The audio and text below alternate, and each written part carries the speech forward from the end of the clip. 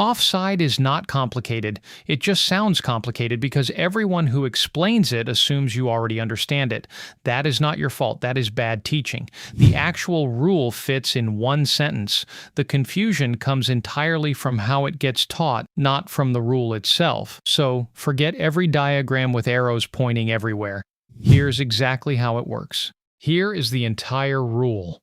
When the ball is passed to you, you cannot be closer to the opponent's goal line than the second-to-last defender. That is it. No exceptions hiding underneath it. No secret clause.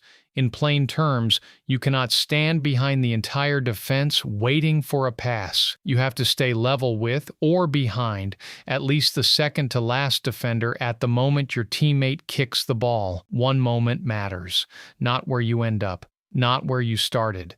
The exact second the ball leaves your teammate's foot. So why does this rule exist at all? Without it, attackers would simply camp next to the goalkeeper all game. One long pass, one easy goal, repeat. No build-up, no defense, no actual football.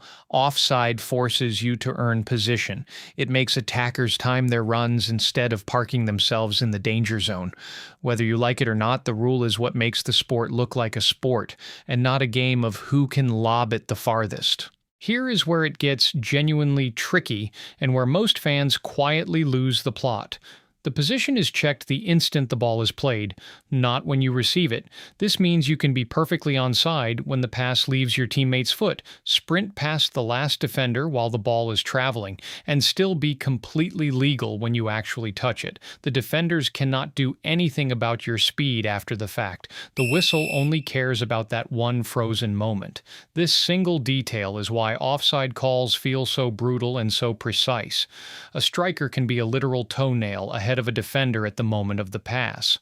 Offside, same striker, 1 inch back.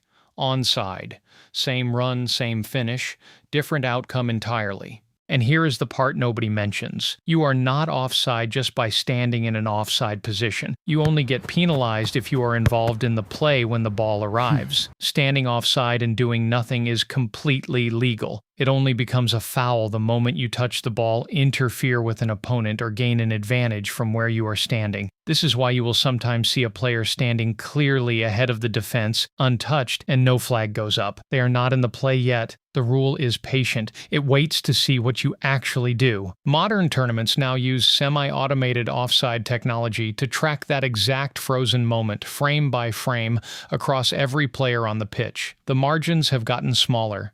The decisions have gotten faster. The rule itself has not changed at all. So here is the whole thing, compressed. One moment, one line on the pitch, one question. Were you behind the second-to-last defender when the ball was kicked? Everything else, the arguments, the confusion, the slow-motion replays, is just people overcomplicating one simple freeze frame. The game has not changed. You have. You're welcome. Subscribe if you enjoyed this type of content. It means a lot.